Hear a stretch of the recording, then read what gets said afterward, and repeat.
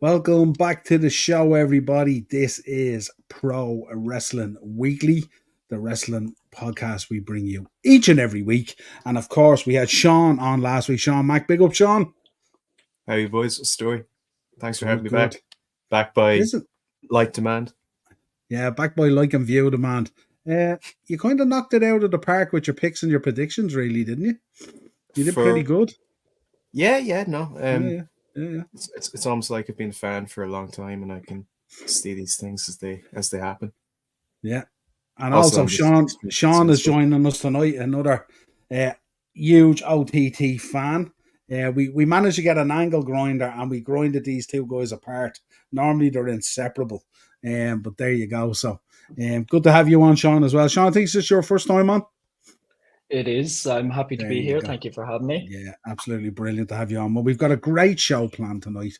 We're going to be doing a review of ScrapperMania. We're going to be talking about, obviously, the two men in the background there, which caused all sorts of chaos on Saturday night when flashed up on the screen and announced. People absolutely lost their mind. We're going to be having a quick look at Bash in Berlin as well. We're going to be talking a little bit about Raw. We're going to be talking about Cena's comments on his retirement. Talk about Randy Orton receiving a new contract, and with a couple of alumni in the crowd at Raw Monday Night. Raw on Monday night being the highest rated Raw since WrestleMania, which kind of shocked me, took me back a bit, because obviously I thought last week was absolutely outstanding, and this week didn't quite hit the pitch of last week, but it was close enough, as they say. But we'll get into it anyway. So obviously, folks, subscribe to the channel, hit the bell notification button, drop a like on the video. Ian's in the comments as always. Big up, Ian. Good to have you there as well. And Daz, my man, is always in there as well, always pumping the info to me. Really, really appreciate it. So, yes, absolutely. We will be looking at All In and all sorts of stuff over the next week or so as well. We'll get around to that stuff as well. But want this week and last week to be a little bit of support of the local scene as well. Just before we get into the wrestling show tonight, just to let you know, folks, little change to schedule next week.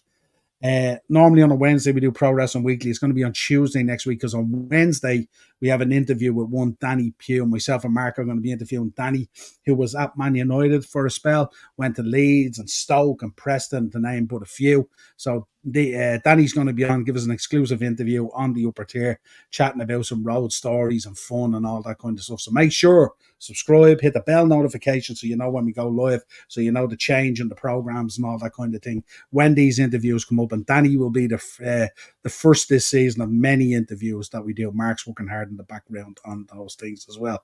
Niall McKiernan is in. Niall, thanks for joining us, GA. How did you get these pair of chancers? Which? I rang Triple H and he agreed to let them on. There you go. For a large sum of money that I can't disclose. I'm broke now. You slipped up there, Sean. Yeah. You should have said for a big bag of cans. Oh yeah, Fat frog. There you go. And me, I can't believe it. Big bag of cans. I started a new job today, so my head's completely fried. So I can't think of anything, can't say anything right. But no, I'll remember for next time. Yeah, absolutely. Daz, I will try and get the boys on. I thought Russell is starting his new job next week, isn't he? The 19th. So really? Is he starting a new job and he's not available, or is he just starting a new job? Because I assumed he was starting a new job and he's not available. Jamie, I will ask, but Daz, looking at the movements of Jamie at the moment, he's on every second podcast on YouTube at the moment.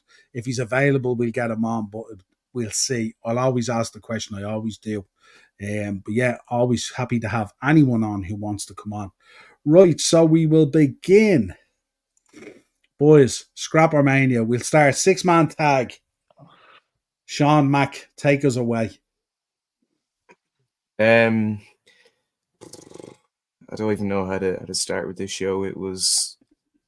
I was very disappointed when ScrapperMania was pushed to April 20th, because myself and Sean were going to WWE in Belfast, but also because, like they were saying, it was going to get pushed to August, which I thought, that's so far away. There's no way they're going to be able to preserve storylines and stuff all that time. But I am very happy to say that I was wrong. This was an absolutely fantastic show. As you can see with some of the pictures, including that's me there in the middle with my beloved lads from the flats who opened the show. The 6-man tag, Martin Workey and Limo against BDE. One thing I was kind of curious about with this was the fact that Martin well, Martin and Worky, but more so Martin, hadn't been in OTT in an interim capacity since I think maybe 2017. Was it Scrapper 3 when he came back? Some would say since the trial. Oh yeah, since the keep kayfabe, since he was locked up. And I knew he'd been training in America, so I was kind of curious to see how good he was, and he looked like he hadn't lost a step. I think, honest to God, if the Lads and Flats wanted to come back full time, they absolutely could, because they completely held up with BDE. They were able to get really funny comedy spots in there, but also genuinely good wrestling spots. I had a bit of trouble during this match, and it wasn't because the match was bad. It was more the circumstance I had to watch the match in. We got the wrong. Sean will be probably back me up in this, but we were put in the wrong seats, and I think there's 5 seats beside us with people who'd actually booked up, and we were given a glow in the dark stick, as you can probably see in the. It's this way for me, but it's that way on the screen. Glow in the dark sticks for the lads' entrance, and then toilet paper for BDE's entrance. So I put mine in my bag so I could keep it, because I wasn't sure if it was going to be the opener. So I thought I'd probably need it for later. And I said, oh, we're in the wrong seats now. I'll go back and I'll give the toilet paper that I took from those seats to the people who's actually in the seats. So I gave them their stuff, and I came back and my seat was gone. Like literally it was gone. A kid and his dad took it, and apparently when I was gone, Sean's like, that's my friend's seat. And he goes, no, it's mine. So I had to watch this match sitting on the floor beside Sean, and I was worried I was going to have to do that for the rest of the night. But then for the second match, which was Robbie X and Mike Bailey, I remember a ring crew came out to me and told me it's not safe for you to be here. And I told him the situation. He laughed, and I got in the seat near the stalls at the back. Still had a great time. But for this match, I was on the floor. Didn't hinder my enjoyment of it at all. Lads and Fats get the W. Everyone showed up. Paddy M showed up as a special referee. I don't know if you saw his Instagram, but he put up the referee shirt. You can see why he was involved in the wrestling industry, not the art industry. Really bad. And Martina's appearance is actually showing up in the match. It turns out she had the actual dog. BD brought out a cage with a blanket on it that was assumed to be the dog, and they were about to smash it up with an axe. All ages show, children somewhere in this. And Martina revealed she had the cage, so that was her appearance. But it was still great. Lads and Fats get the W. No complaints. My complaints would be, I wish this episode shown for it. Absolutely. Sean, thoughts? Oh, great match overall. As Sean said, bar the seats, it was a great match. Lads from the Flats haven't skipped even close to a beat. It feels like they never left, and there was great comedy spots in the match and a few high flying spots too. And it's a good thing those lads are young, because if they were any older, they would have broke themselves. The fun match, like Martina coming out of the cage and Corey Zero, even behind the scenes, just standing with a mean look on her face and yelling at fans. I don't know if you'll be able to hear it over the audio when the show's released, but her going around yelling at fans and fans yelling back at her. Great match. Actually, I'd say it was one of my favourites of the night. That was. And probably the perfect match to kick off the show and get people buzzing and going as well. So, yeah, great shout. And I love that whole Lads from the Flats as well, because what it does is it kind of reminds me a bit like the NWO. You can just keep on adding people from the Flats if you want, and just take people out, put people in, and twist it and change it all the time and stuff like that. And of course, the two boys, the originals, along with Paddy and Martina and all. And listen, the promos and all are legendary. You'll see them out there on YouTube. Some of the stuff they've done, it's different gravy, and it's a kind of the thing about the Lads from the Flats is most people sitting in the crowd, they can associate with them. They can understand that situation. It's quite an Irish thing and quite a Dublin thing as well, but really, really cool. And hats off to them and stuff like that. Next up, we had a singles match, Speedball versus Robbie X. Speedball picking up the win. Yes, so this was the money match that I was alluding to last week. So how they did it was they had a bucket with like rolled up, I think like €100 notes or €50 notes. And they said people on this side, where's my hands? Sorry. People on this side, your rest is Speedball. People on this side, your rest is Robbie X. This is when I was sitting in my seats, and unfortunately, my side is Robbie X. So Speedball Mike Bailey came out to huge boos simply because he wasn't on the side of a couple of the people. But the match was absolutely insane. I can see why this is the match. The ring crew told me it's not safe to be sitting on the floor here, because these lads were flying all over the place, flips every minute, dives, tope suicidas. Action never slowed down at all.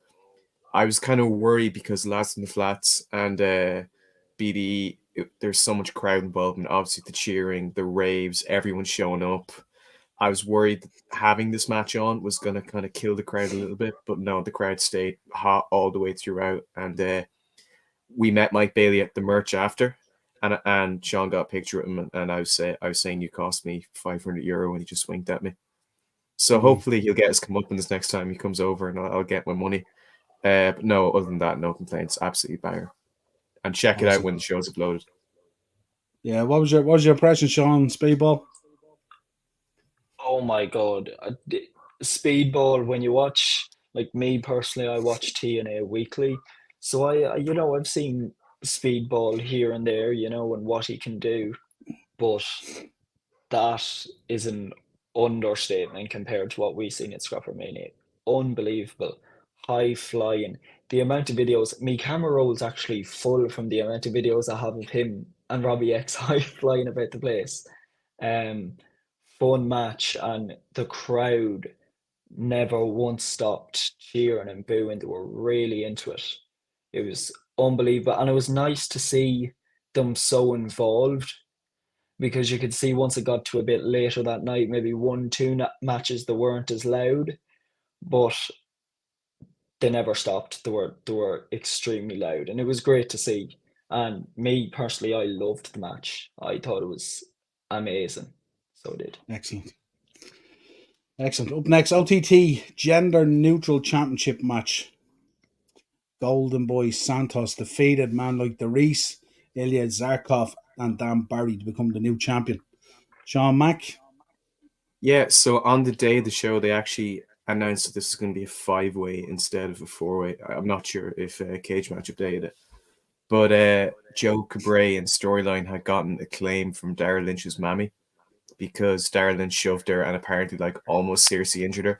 And she said that if you add Dara to the 5-way GN title match, I won't push forward with the claim. So he was added on the day of the show.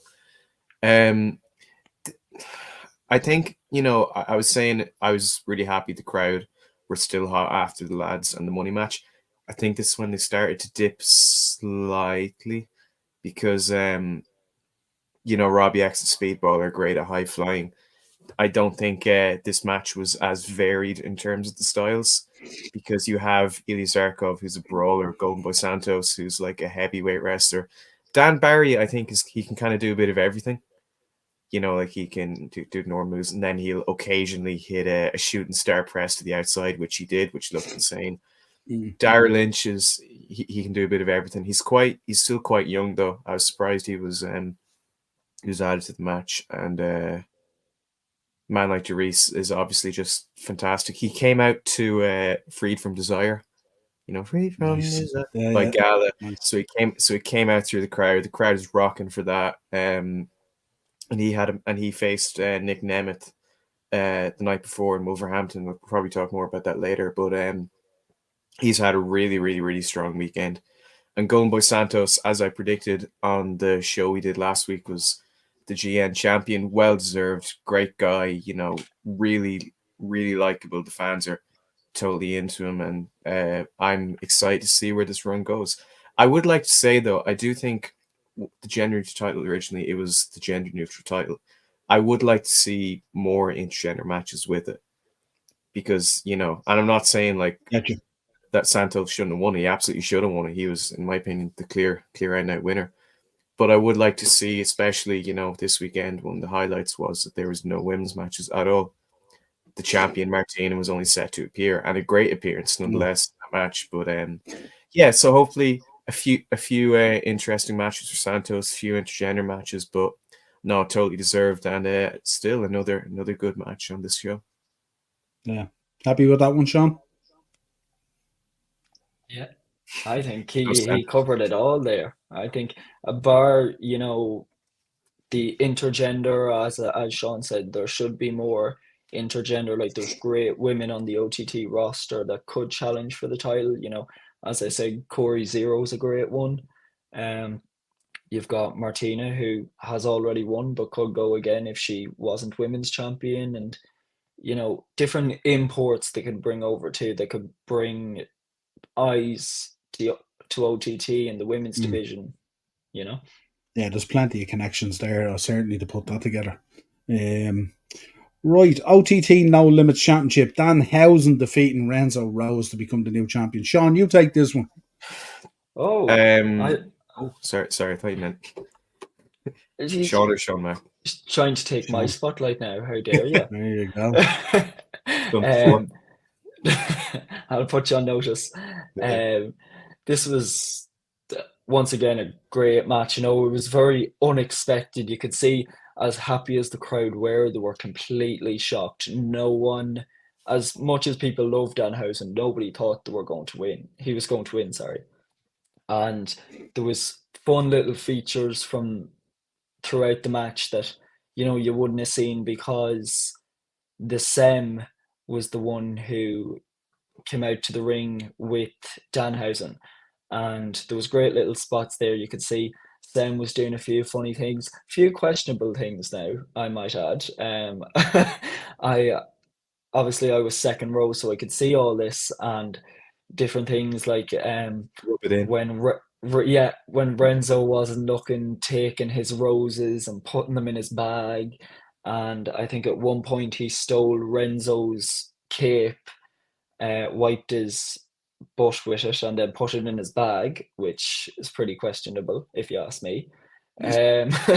But you know, just little details like that really add to the match, and overall great match. The crowd were extremely into it. They didn't stop at all, and different things yelled out through the match, and Renzo going back at the fans, and it was enjoyable. You know, it was classic wrestling with a complete twist. You know, like you didn't expect Danhausen was going to walk out with that victory, and the crowd were extremely into it when he did. Yeah, Sean Mack, what do you think? I mean, Danhausen, he has quite a unique following, doesn't he? Really, and it's sometimes you look at it and you kind of think it's a little bit bewildering at times. But certainly he's a man who can step out and perform, no problem at all. Like. No, absolutely. I think he's a great performer and a pretty competent wrestler. I will say this was more of an upset for me than Barry winning the belt. I was thinking, why is the belt on the line for this? I mean, the main event at Belfast is obviously going to be Big Damo and Renzo for the NLW title, which it did not. We'll probably talk more about that later. But no, I was really disappointed when I found out it was Renzo, and that was only because I didn't think there was going to be an interaction with Danhausen and Sem. But I'm happy this match could accommodate it. You know, Renzo Rose, I don't think he gets enough credit. He's a very straightforward wrestler in terms of his style and his moves. I don't think he gets quite enough credit for being a great sports entertainer and a great comedy wrestler as well.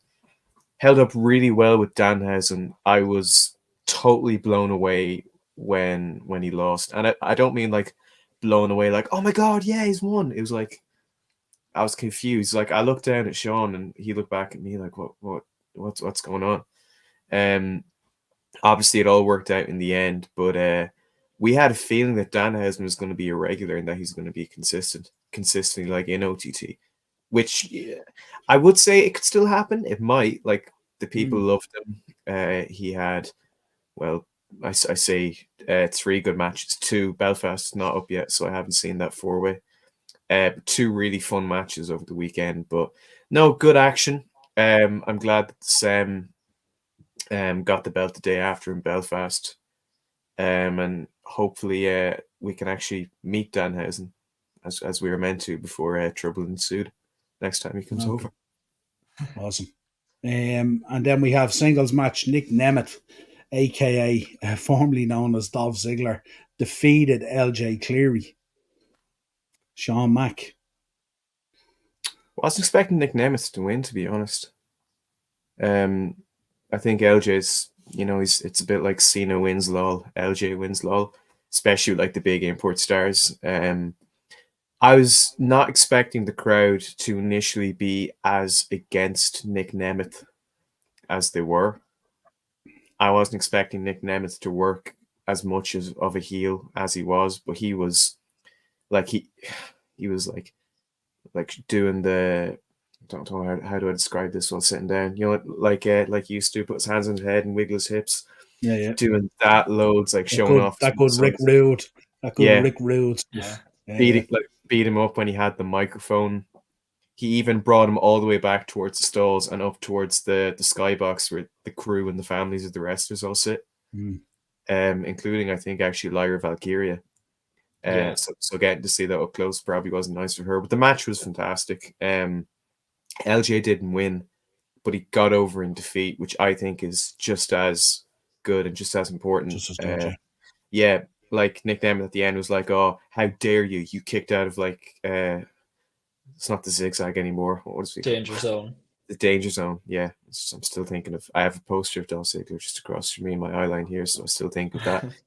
But said like, you kicked out of that. You kicked out of like all my moves. Like, how dare you? You shouldn't have done that, but you did, and that's incredible. Like, no one I've ever wrestled has done that, and like, he's gonna go far.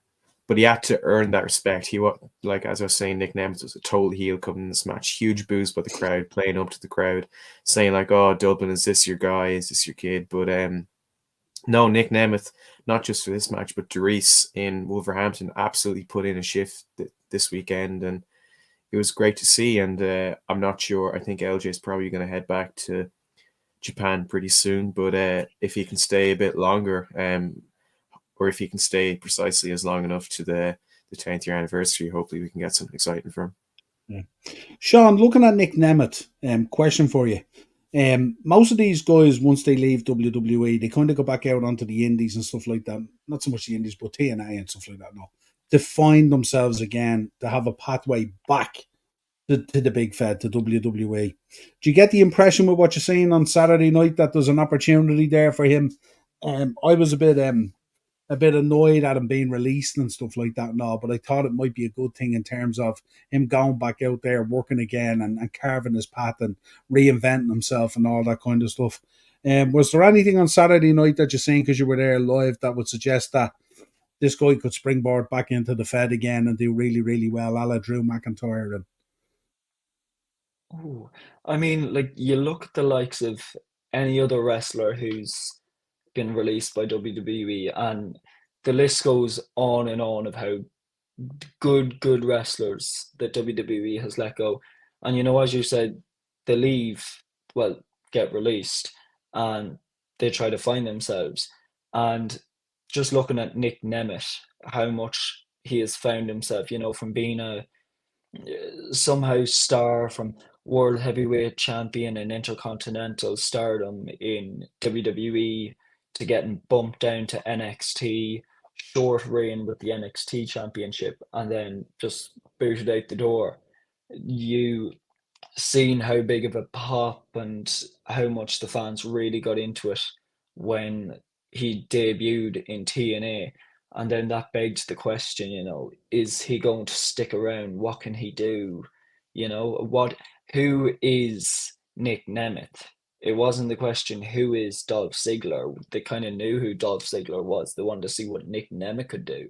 And, I suppose it really helped when he kind of went between TNA, New Japan, and AAA, because I think that gave him the opportunity to really find himself. Because you look at the likes of TNA and New Japan, completely different styles, completely different brands. So he's taken all that in. He learns as much as he can, and it does help wrestlers find themselves at the end of the day, And Yeah. it's good to see, because you look at the likes of how big Matt Cardona and Steph DeLander are now. They're huge to the point where Matt Cardona, mind you, he likes to throw the odd rumor about every now and again, but he's saying that why should he go back to WWE when he's gotten so big now? Could WWE pay him enough money, And that's a fair point. Sometimes you can go out there and create a following and create a niche in there that you don't have to go back there. That's so true. Great point. But yeah, it's going to be interesting to see how it continues along and stuff like that. But great to see regular work from him now and stuff like that, because we were so kind of starved of Dolph Ziggler work in there and stuff like that. And we know how good this guy is. We know how polished he is and all that kind of stuff. And also, it was always going to be a no-brainer. OTT Tag Team Championship. The Social Elite, Sean Guinness and Matthew Smith, defeated the Fresheners, Martin Steers and Fabio, with Jay Money. I have to say, I love the promos in relation to this and all, and the build up. It's always really good. I think Jay Money is just electric, what he adds and stuff like that and all. Sean Mack, take us away on this one. So, funny story about this. After I got moved from my seats from Sean, when I actually found a seat, I was sitting beside a guy called Frankie, and he told me he was actually Fabio's brother, Fabio from the Freshness. So I was talking to him all night. So obviously he was totally back in the Freshness. I said on the podcast last week, I think they should have got the belt last year at Scrapper. They faced the draw for the titles and didn't win, and they were very hot then. I thought they should have won. Weren't as hot here, but I still thought they should have won, and they just didn't. And I think the worst thing is the Social League didn't even cheat. Like, there wasn't a sneaky roll up or a low blow or grabbing onto tights or using the rope for leverage. They just beat them clean in like 10 minutes or something. But I think another reason this match was it didn't work with the crowd really was because it was the first match after the interval, and just before the interval they announced Jordan and Finn were coming. And it was like I would hate to be a resident of the National Stadium, because if I was living in one of the houses nearby, you'd think an earthquake went off or something. But socially, I kind of thought they'd done everything with the belts. They're a great team, but I think it's always time for something new. I really think they should have struck the iron when it was hot with the Freshness a year ago. I think they should have done it here. And I'm not just saying this because I was sitting beside Fabio's brother, and trust me, he was pretty pissed when the bell rang. But I'm not sure where the Freshness and Jay Money go from here. I really think that they should have got the belts, but but we'll see. But yeah, I was disappointed the Freshness didn't win, and I think this match could have been maybe a little more than it was.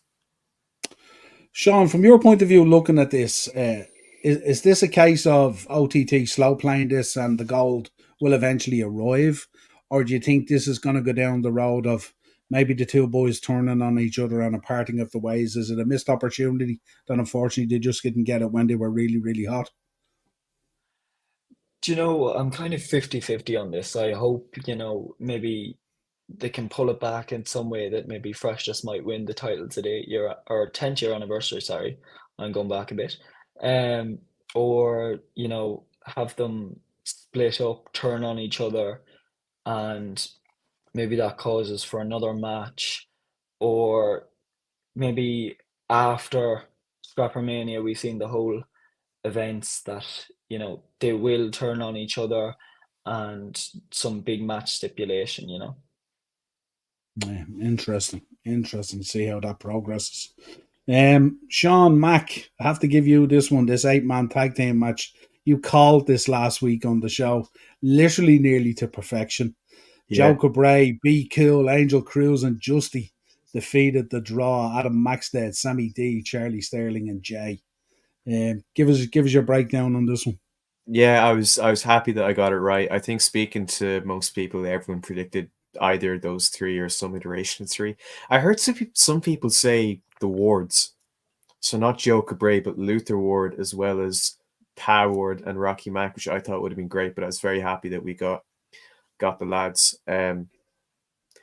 I will say, having Angel and Justine there, obviously they're predominantly comedy wrestlers. I was a bit concerned that them being in there would kind of take away the serious edge that this match had, but I don't think it did. I think Justy, I think when I got my seat in the stadium, I went on Instagram just while I was waiting for the show to start, and he's posted a picture on a story of him with his dog, just saying chilling today. And I'm like, shit, that means Justy's not going to be on the show. And no, he's there. And not only was he there, but and I hate to use this pun, but he was just in shape. Looked in great shape. I think he dropped about I don't know how many kilos, but looked great. the history was there, obviously, with Be Cool. He teased actually doing the Alabama Slam on Be Cool to turn on him just like he did in gymnastics, but he actually Alabama slammed him onto Sammy D. Angel Cruz, of course, pretty tame. Being a kids show, you need to kind of calm the crowd down to kind of get them back to the main event. Brought out a chainsaw from under the ring, got dangerously close to getting cut in half by Jared Sterling. He tried to do old school on the ropes as he's walking along. Jared Sterling did that and he jumped. And I know they planned that to make it so that he missed it, but if he was even like that close, would have been dead.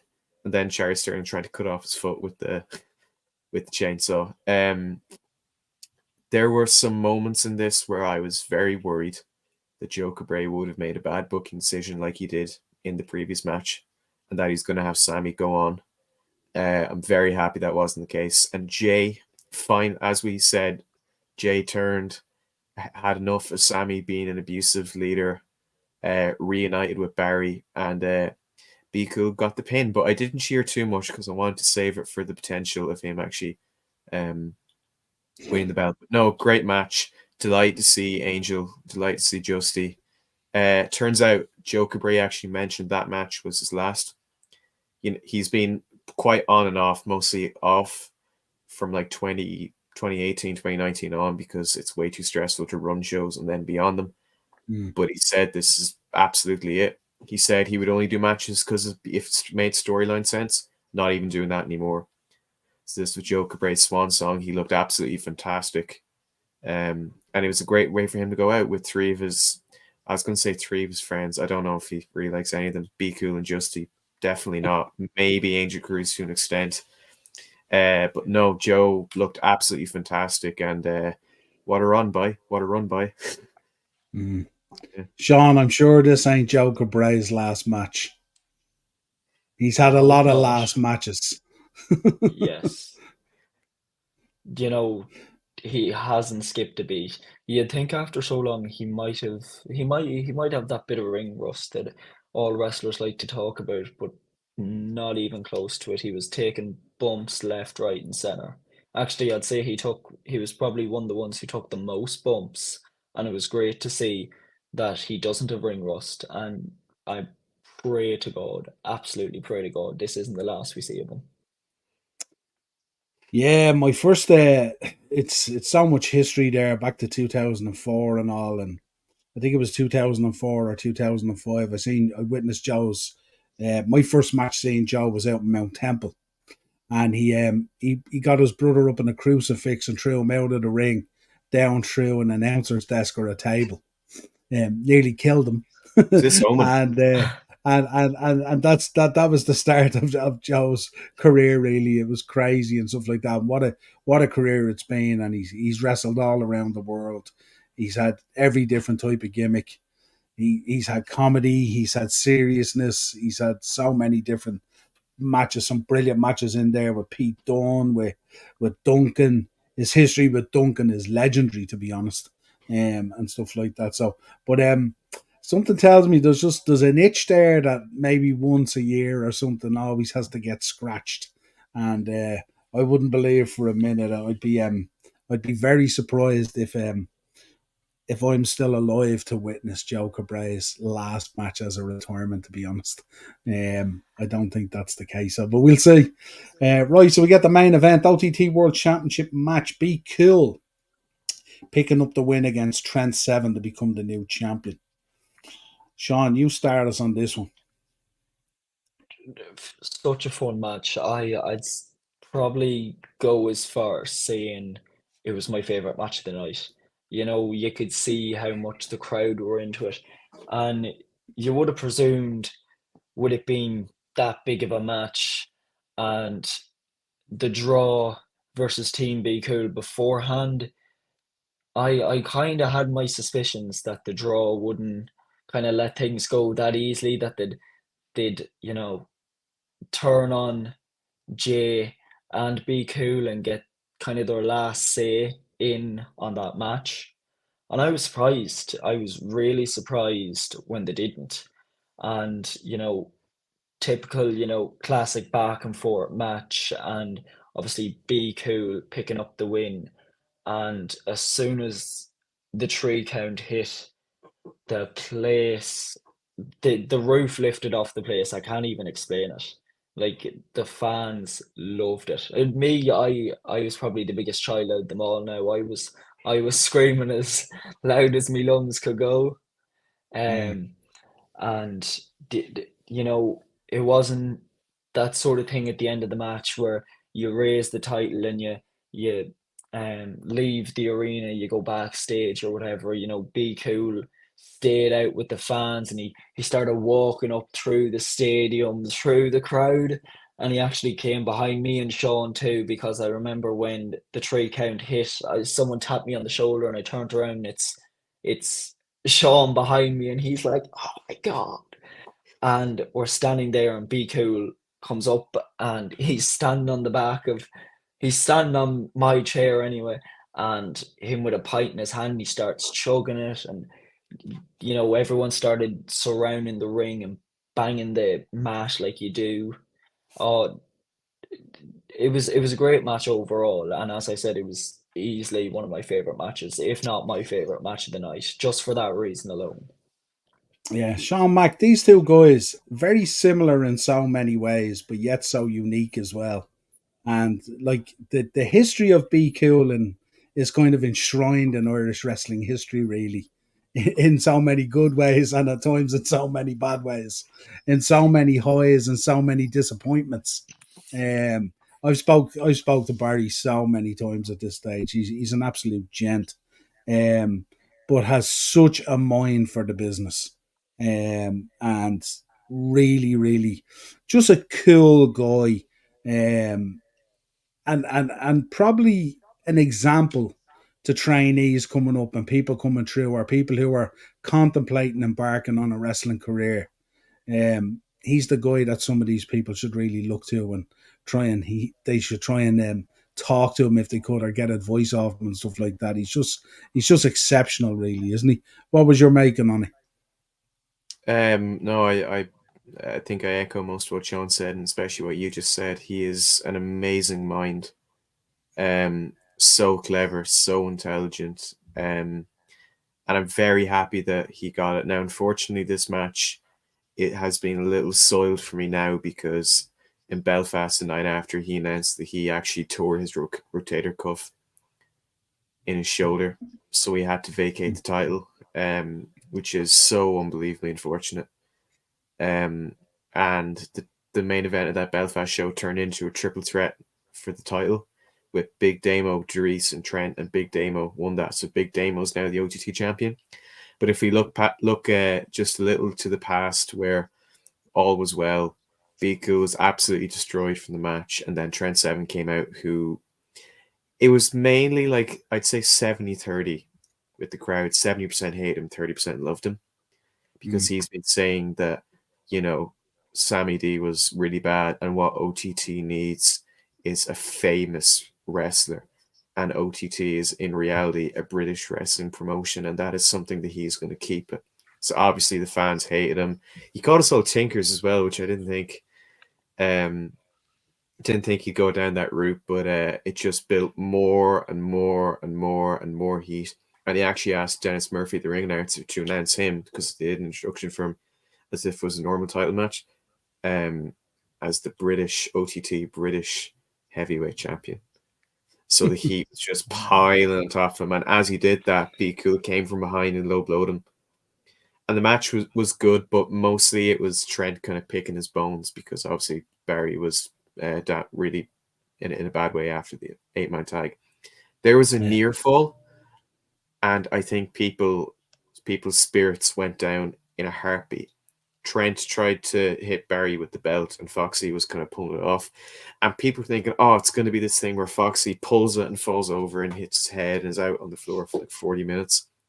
But the strap went, the side strap went and hit Barry on the head and took him down.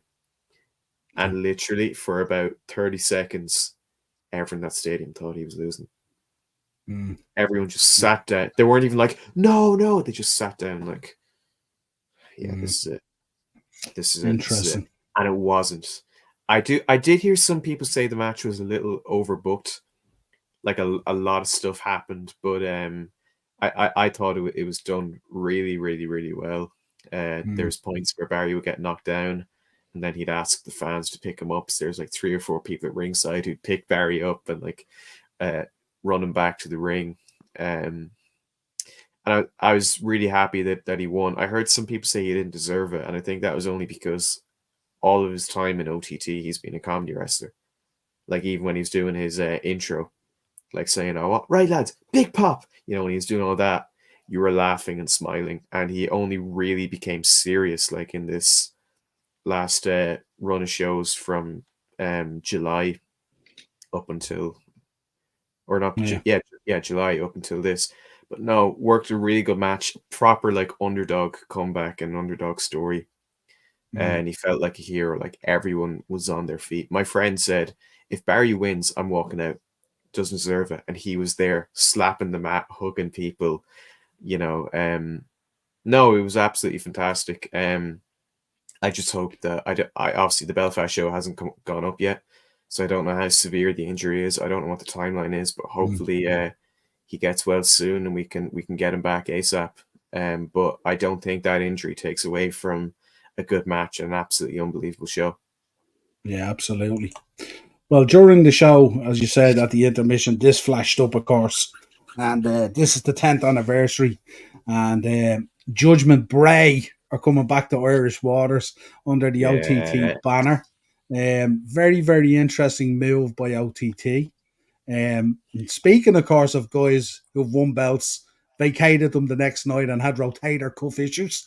History repeating itself by the looks of things, So, maybe this wasn't a great omen for Be Cool when this flashed up. Maybe, who knows?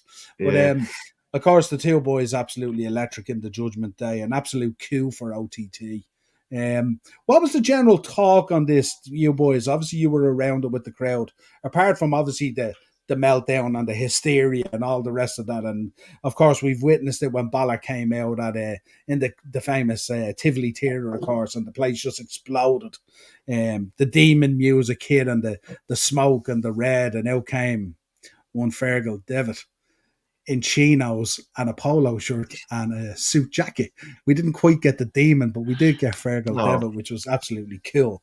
But what was the general consensus on this? Why it came about? Why is it happening? Is there anything more that we can be filled in on this? Well, I mean, I think for everyone this was a complete shock, because they played a video package and it's like, OTT for the past 10 years has been providing.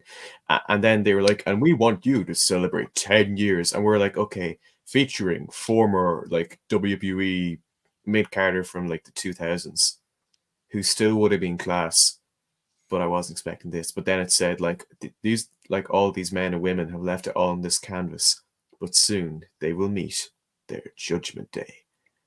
And everyone's like, what? And the screen goes black. And the Judgment Day logo flashes for a split second. Then another split second. Then Jordan shows up saying, all rise to the Judgment Day. And we're going crazy. Then Finn shows up. And then they showed like bits of them walking out on Raw and like hitting moves. Then they showed the poster. I genuinely have no idea how Joe did it. Tax evasion, maybe. I don't know. Honest to God. I've heard people say, I heard people say Jordan probably wasn't too bad to get. Finn maybe a little bit more difficult. And this is just theory, because like I don't think anyone expected this in a million years. I heard people say that this could potentially be WWE testing the waters to do a pay-per-view in Ireland at some point. I don't know. I really don't. I'm still like, it's been a few days and I've watched the video back a couple of times and I'm still in complete disbelief. I was thinking kind of they probably don't need to test the waters because they know how huge it is with the amount of success that Irish wrestlers have going in there. And of course, a lot of it has come through that OTT window or associated with Joe and stuff like that. And also, hats off to him and to the effort that's put in there as well and the success that's laid that foundation. I kind of got the feeling they wanted to shoot some footage that maybe there's something cool potentially in the future coming up on Netflix or on the network, like an Irish kind of slant on it where you get the boys in here and Lyra and Becky and Seamus and whoever else has been involved and stuff like that and all, which would be really cool. Because I mean, obviously they shot the footage in the Tivoli that went into the Balor documentary and stuff like that. The comeback and the road to recovery and all that kind of stuff, which was pretty cool as well. But yeah, this has got a lot of the worldwide internet community talking now.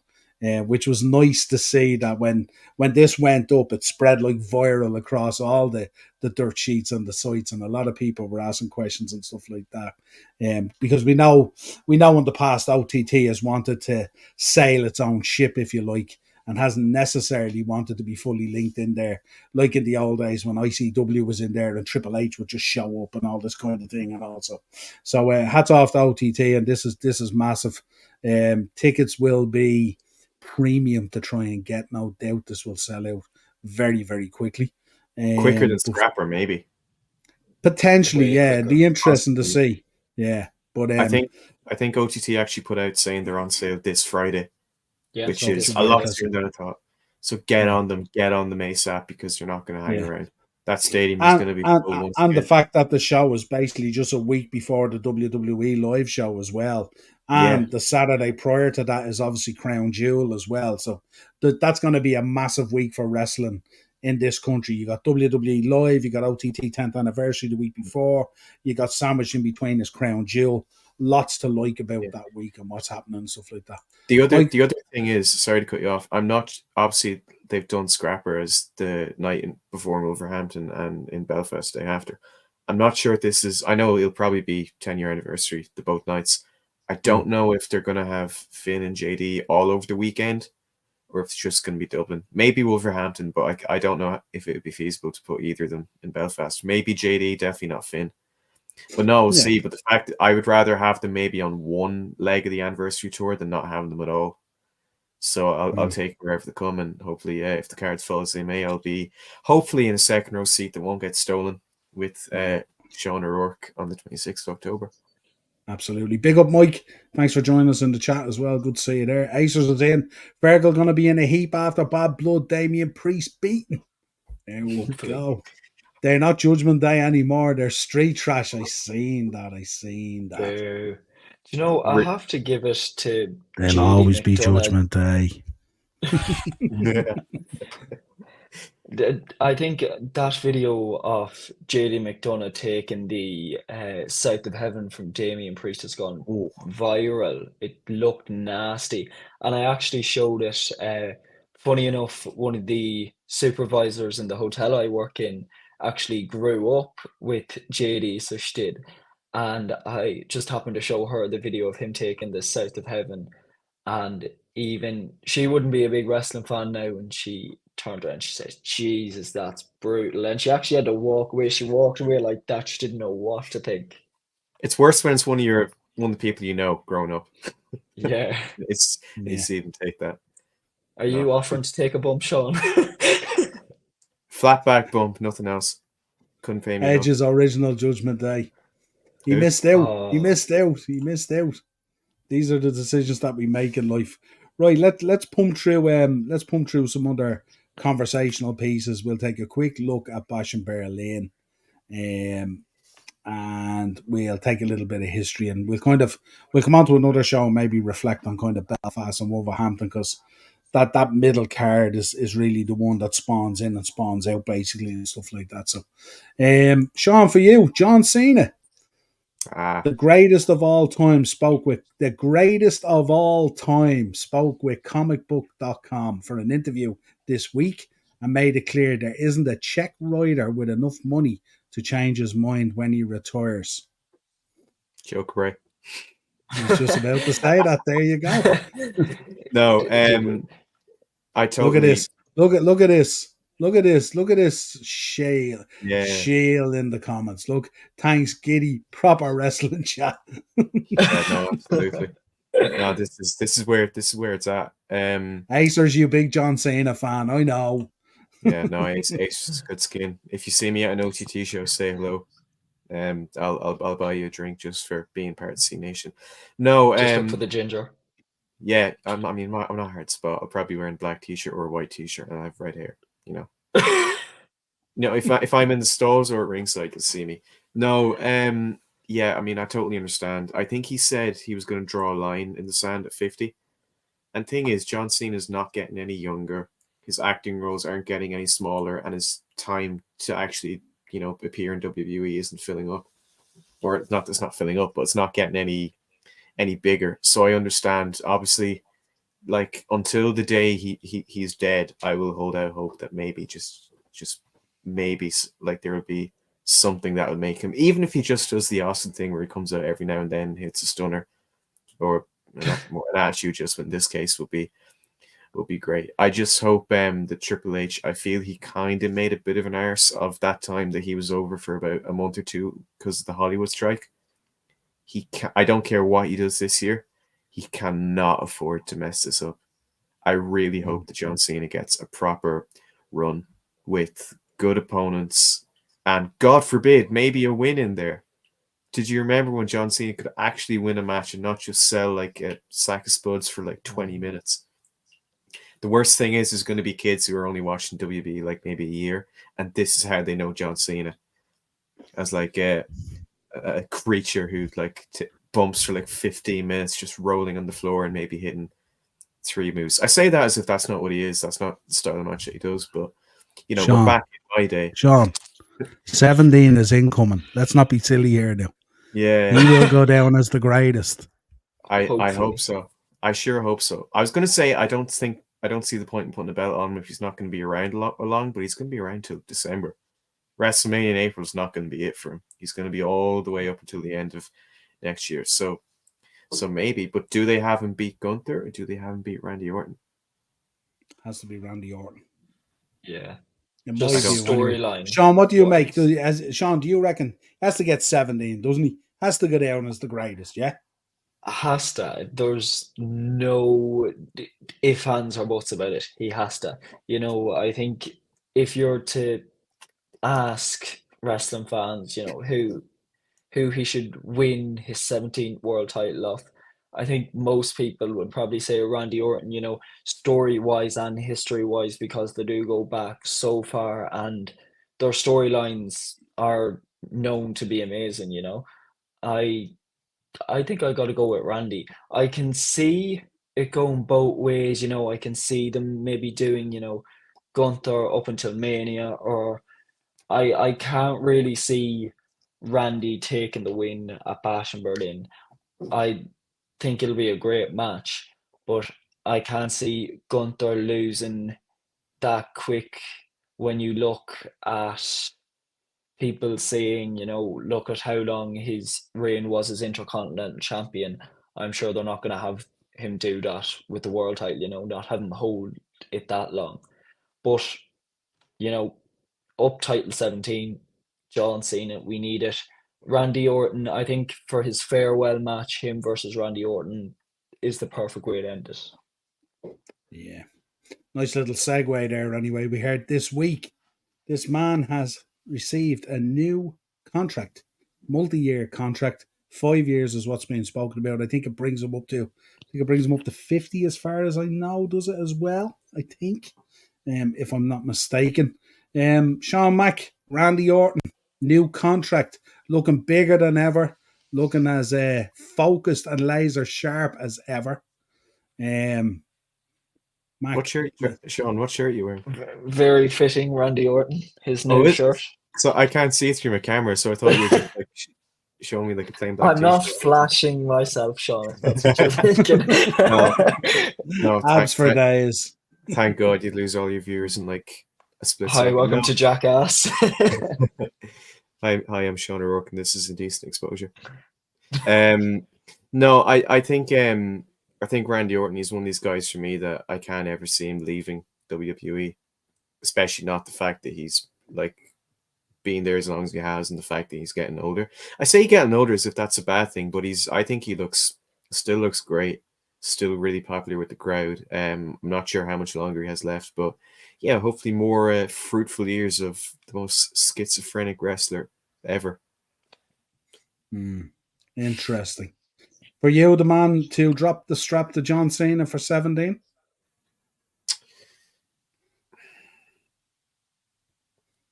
Why am I thinking about this? Yeah, absolutely. Get it off whoever. But I don't know. I heard that John Cena and Gunther was being planned for a marquee. I'm not going to say PLE because that sounds like bollocks. You have to pay to watch it. It's a pay-per-view. Um, so I would assume that was planned with Gunther and Randy planned. And I don't think we'll have Gunther lose in his hometown. So I'd be happy with either, but if Cena got one long run with the belt, I'd be great. But the thing is, I found out that when Cena came back, when he showed up at Money in the Bank and faced Roman, when he had the subway gear, like the green and yellow gear, I heard this is when Vince is still in charge. Vince offered him to get the title, and he said no. So I think John Cena is too proud. He might be too proud, and he might be too unselfish to not win the belt again. I've heard people even speculate he's going to be so unselfish that he's not going to win a single match in this tour. And I pray to God that common sense will prevail and that won't happen. But no, I'd be very happy to see him with 17. But I think like if he retired tomorrow with 16, he still has the legacy and he still has the back catalogue, the career that he's had. So I don't mind. But yeah, 17 would be cool. Yeah, I think your mind might change when you put the door on the back of the t-shirt. It becomes a different kind of a conundrum, really, doesn't it? Yeah. Probably the saddest wrestling t-shirt I bought in my life. Right, I just feel so much dread and misery every time I wear it. It's horrible. Yeah. Quick little shout on Raw, of course. Obafemi came out and made that open challenge, and of course Otis answered on NXT. Didn't get the win, but it was really, really good. But we also had Candice Michelle in the crowd, and of course Mark Henry was there looking absolutely brilliant. Loved the beard, dropped a ton of weight, looks the part. But what about the Sun? Could we be getting in the next world's strongest man coming in? Would history repeat itself? Would the cycle start again? The Sun looks built and jacked, doesn't he? I think the Sun's rumored to be training at the moment, so he is. So hopefully we can see him on NXT in the next few years. I think he could be great. From what I hear from different news outlets and stuff, he seems to be a good wrestler coming from a coach and training point of view. So if he's following in his dad's footsteps, that's a great thing. So hopefully we do see him wrestling in the next few years. I do. I have to say, Sean Mack, I do love the legacy and the all that kind of stuff that comes through, and I love to see that kind of situation coming through. It's really, really cool at times, Yeah. Obviously, as Sean was saying, he's been training at the minute. I don't know how good he is, but I feel whenever some young wrestler comes in and they have relations, whether it be like a father, son, mother, whatever, we put them on too high of a pedestal. We expect them to be just as good, if not better, and sometimes they can underdeliver. But I'm just saying, Sexual Chocolate 2, if we're going to Netflix. If we're going to Netflix and we're getting the rated R content, I think, Can you imagine? Just want to hear that theme one more time. That's his aim. Go on. Bring back 3-6 Mafia. Beat him up, break snake. Beat him up, break snake. Best theme ever. Can you imagine? That's his aim. When could you see Seth back in the ring? Not too sure. You're probably talking Survivor Series, are you? At least, maybe. I haven't had an update on it, but it's about 3 months, so I'd say maybe around that time. Yeah, I don't know. Yeah, so Survivor Series now, we used to call the Rumble now as being the kick into Mania season. But Survivor Series has nearly become that recently, the kick into WrestleMania season. Charlie Dempsey is training with Mark Henry down in the Sun, I presume, in the Performance Center. Yeah, nice. Royal Rumble match. Yeah, that'd be pretty cool. I'd like a Royal Rumble match there where they're both in it. Maybe the son eliminates the dad or something like that. That'd be pretty cool. Oh, that'd be good. He would create the longest drive home imaginable if that happened. Heelish carry on straight away. You'd be in the back seat. What are you doing in the front seat? That's Jake Roberts' spot. Give over. the boot if he's lucky. Pretty cool. Yeah, absolutely. Let's take a quick look at how Bash is coming along. I know there might be a couple of other matches obviously released, so we'll update it as we go along. But obviously Gunther versus Randy. That fine specimen of a man we seen on the screen earlier. Harley wants his chest to look like mince meat after this match. Yeah. What you thinking, boys, on this one? Let Sean take this one. Oh, I mean, like just as you said, his chest looking like mincemeat's making me squirm there. I can't even think about it. It's that bad. You know yourself when Gunther hits a chop, it echoes throughout the arena. So, once you look at both these men, one might be taller than the other, but strength wise, leaps and bounds above everyone else, like you'd put them in a heavyweight division. Clearly, Gunther being the heavyweight champion.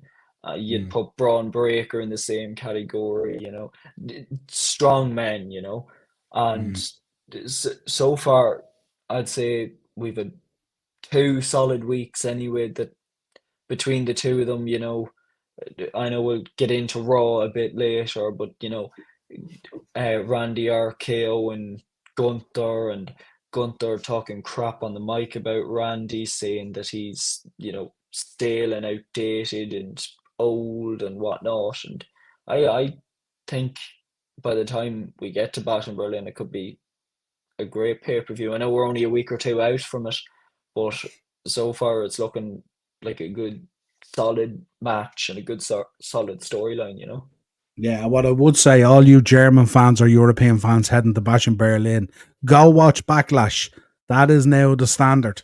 That is now the standard. If you're sitting on your hands and you're going to be all quiet, WWE ain't coming to your country anymore. They're going to move on. So make sure you knock it out of the park.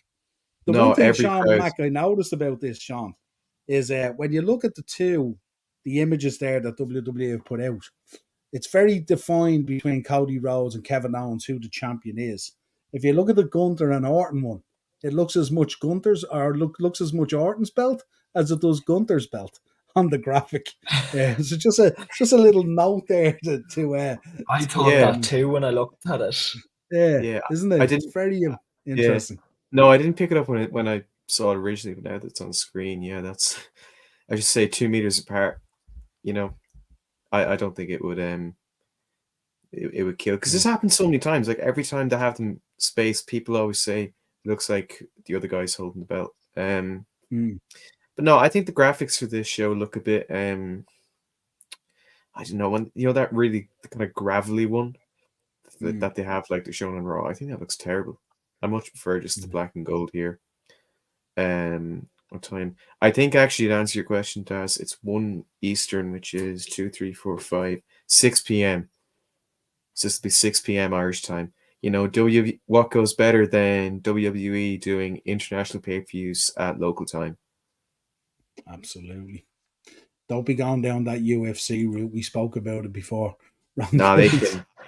3 a.m. pay-per-view in Manchester. Absolutely. He certainly did. A tsunami is different gravy. Work the next day, not worth absolutely. Sean, Kevin Owens into the title picture now with Cody Rhodes. We've spoken about how Cody Rhodes' title reign so far, where we're all very big Cody Rhodes fans, but there's been a lot of kind of box checking on it, really, than anything kind of substantial that you can get your feet under the desk in, really, what's your thoughts on this one? This is just another one on the dare I say, on the list. Give us your thoughts on that one.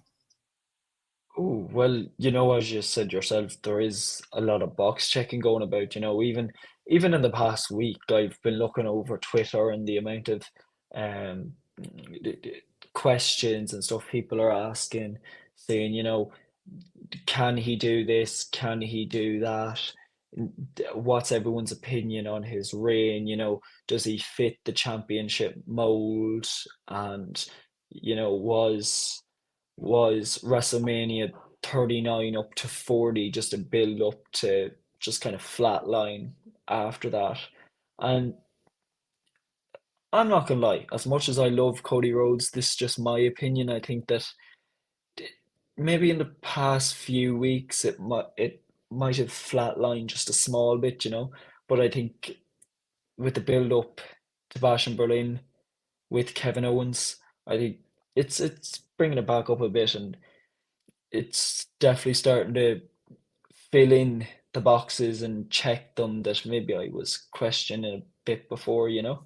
And I see Mm. a lot of people on Twitter are responding actually really well to the Kevin Owens storyline, which is great to see, you know, because bar the whole Randy and Kevin Owens kind of team up, um, you know, it flatlined a bit. He wasn't doing much. He was here and there, and it's kind of taken a turn now. It's nice to see him back in the title picture, especially when he has history with the Universal title. I know it's the undisputed WWE Championship now, but you know, with the history he has with the title, I think it could lead up to a really good match, actually.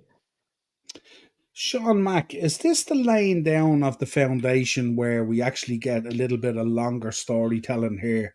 Are we going to get like a series of matches here with Kevin Owens and a series of matches here with Gunther and Randy Orton? Because up till now, since Mania, it's kind of been, okay, I'm defending with both belts, really. I'm defending against this guy. I'm defending against this guy. I'm defending against this guy. But like, there's no substance really to it. It's like he's next on the roster. He's next on the list. It's like, you know, pulling those balls out of the machine again at the Royal Rumble or something, you know, kind of thing. And but with this, I think I'm looking at it, and I think you're looking at Randy and the way they pivoted as well. Because remember, looking at back at some of the TV stuff, it was Randy who had his eye on Cody's belt. We've seen plenty of that, and he's pivoted into Gunther here. Which is very interesting. And obviously Gunther going pretty deep on the promo on Raw, talking about Randy's dad and granddad and all this kind of stuff and all. This feels like it's going a little bit deeper in there, and this is going to, you know, with Gunther, when you put a belt on him, your expectation is that he's going to raise the profile of the belt. So you don't expect with Gunther that it's going to be box ticking, that you're going to get an actual feud that runs potentially all the way to Survivor Series. Who knows? Is that your feel on both these matches, or do you feel next month then it's going to be Cody versus someone else and Gunther versus someone else, or what way do you think it's going to pan out? I think the only way I could see like a series of matches within either of them, it would probably be Cody and Kevin, because I have a feeling that Kevin Owens is slightly hinting towards turning heel. So, and this is a babyface match, so they could do babyface Cody, babyface Kevin, then the heel, then Cody versus Kevin heel, and then, you know, because of Triple H, Cody versus Kevin heel again, Cody winning all three decisively and clean. I think we're just to go back on Cena. I know he's got nothing to do with this, but I think Randy's here, so he does. I think they can still have Cena and Randy Orton be like a marquee match without the title, assuming that Randy doesn't beat Gunther. Because Cena, I'm not sure if he's like obsessed with getting all the belts. Now I say that, it hasn't started yet.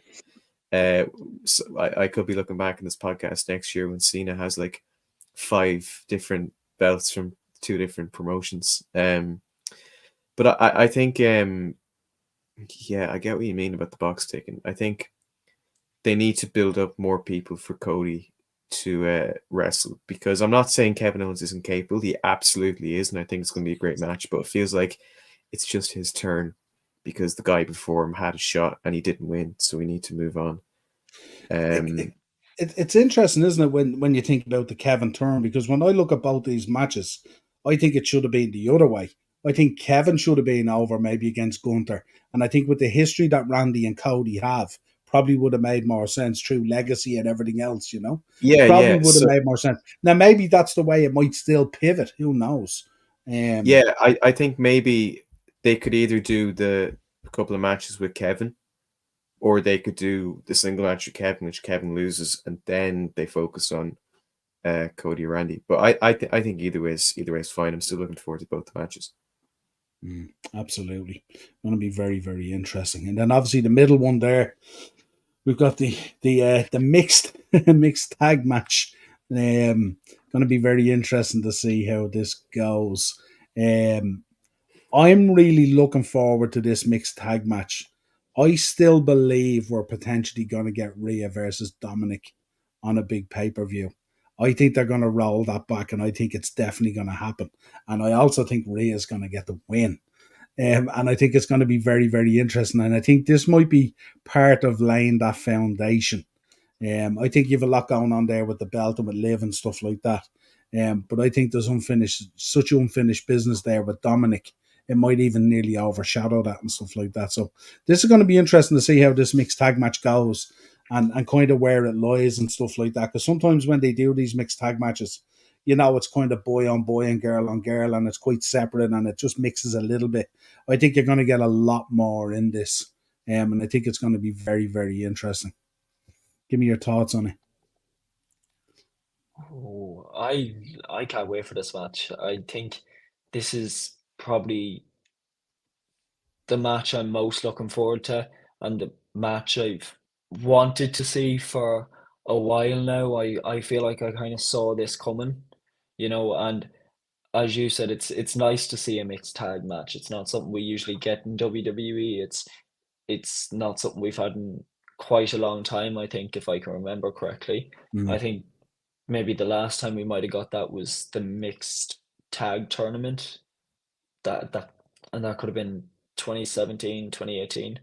I could be wrong now, but no, even you see WWE has added a lot of new different things, from camera point of views, seeing backstage and how that stuff kind of runs, and Rhea Ripley's entrance and different types of entrance you get to see backstage, and it adds to the storylines, and it's definitely playing not a huge role but a small role in the mixed tag match and just the Judgment Day, Liv Morgan, Dominic storyline as a whole. You get to see what happens backstage, different fights and stuff like that, and great little bits and pieces, when this past Monday on Raw, when you've seen Damien come out of the curtain and, kind of surprise Liv and Dominic.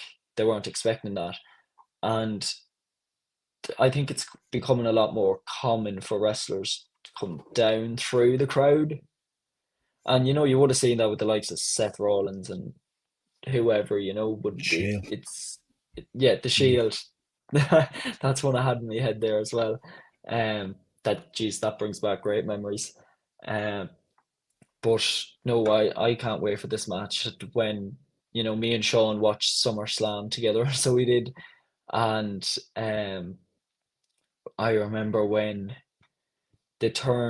when Liv and Dominic turned on Rhea, they were wondering what's going on, Me and Sean didn't know what to think. we were shocked. Yeah, no, this could be as you said, this could be building up to be a really good PLE. Plenty of interest coming in, and lots more to be added to it and stuff like that. So won't keep you boys on too much longer. What we'll do is we'll run through a little bit of history. Sean, I tried my best, Sean Mac, to avoid death as much as I could this week, but there's a bit of it in there. Couldn't avoid it. But we'll start off. We'll run through it pretty quick anyway. 1988, Kurt Hennig and Owen Hart both make their WWF television debuts. Hennig wrestles under his real name, and Hart competes as the Blue Blazer. 1988. Wow. 2007, Kurt Angle defeated Samoa Joe to retain the TNA World and IWGP Heavyweight Championships at TNA Hard Justice 07. And of course, we obviously remember the headbutt from hell when these two boys originally met in TNA. What a smack that was. 2005, CM Punk competed in his final match in Ring of Honor at the Final Chapter in Chicago, where he defeated Colt Cabana in a 2 out of 3 falls match. How history has changed down through that. 2007, we lost Crush, of course. Brian Adams sadly passed away. 2010, we also lost Slance Cade, which was very, very sad as well. And 2018, one that really touched everyone, of course, WWE Hall of Famer and multi-time former tag team champion, Jim the Anvil Neidhart, passed away as well, which was very, very sad. And there's been a lot of outpouring this week. We've seen Natty's tweets and remembering the dad and all that kind of stuff. 2001, WWE presented the first ever live edition of SmackDown, airing on UPN. The show was notable for the debut, of course, of the SmackDown Fist, and of course, using The Beautiful People by Marilyn Manson as the show's theme song. I've seen Sean Mack smiling there when I mentioned Marilyn Manson and The Beautiful People. There you go. There great you song. go. Great tune. 2010. Go on, yeah. Just the Marilyn Manson and the Fist from SmackDown. So perfect. Yeah, absolutely. And of course, we're also remembering Kevin Sullivan this week as well, who sadly passed away the other day. Very, very sad as well. We heard that he was very ill. And of course, it was mentioned on Conrad's show with Eric Bischoff and all that kind of stuff. So our thoughts and prayers, of course, go out to Kevin Sullivan's family at this tough time. 2010. The record was set for the quickest championship match to take place on Raw when Sheamus defeated Zack Ryder to successfully defend the WWE Championship in 11 seconds. That confirms, Sean, what you were saying earlier about Matt Cardona. You don't necessarily have to go back to the Fed. No. 2004, on a Raw episode airing from Ontario, Canada, we saw a celebration from newly crowned World Heavyweight Champion Randy Orton, hosted by his Evolution teammates. All was well until Triple H. Yeah, thumbs down. Thumbs down. We've seen it plenty of times. End Orton's time in Evolution, and for the beatdown to begin, officially kicking him out of the group. We remember it well. All I remember is him holding Randy's head and the blood and the belt and the... Oh, my God. Right, some notable birthdays to finish up. Terry Taylor, 1952. Jonathan Coachman, the King of the Charleston, 1972, same age as myself. One half of the Killer Bees, Jumping Jim Brunzell, 1949. Spike Dudley, 1970. Bob Backlund, 1949. Kofi Kingston, 1981. One half of DIY. I have to say, I'm loving DIY, that out of nowhere RKO that Ciampa's trying to pull off is brilliant. Johnny Gargano, 1987, an absolute gent. Page, 1992. And we finish up with, of course, a man who recently was featured on the Iron Claw and in plenty of Dark Sides of the Ring, Fritz von Erich, 1929. That's your notable birthdays for this week, folks. So there you go. We have Acers coming in, giving us all. Benoit has got his dance partner back in hell. Good Lord. And he's giving us a couple of scores that are coming in there as well. But we don't have to worry about them. So again, folks, just a quick reminder. Danny Pugh will be on the show next Wednesday for an interview with myself and Mark. So Pro Wrestling Weekly will be on Tuesday. All I can say is a thank you to the lads for coming on. It's been brilliant podcast, especially the previews and the reviews, lads. Sean, you knocked it out of the park tonight as well for your first time on and stuff like that. We will have you back on. You're welcome on anytime you want. Sean Mack, of course, as well. So until next time, folks, show the love, subscribe to the channel, hit the bell notification button, drop a like on the video. These guys are putting in a shift on this wrestling content, and we will talk to you again real soon. Lads, a pleasure as always. Thank you so much for having us. Oh, jinx.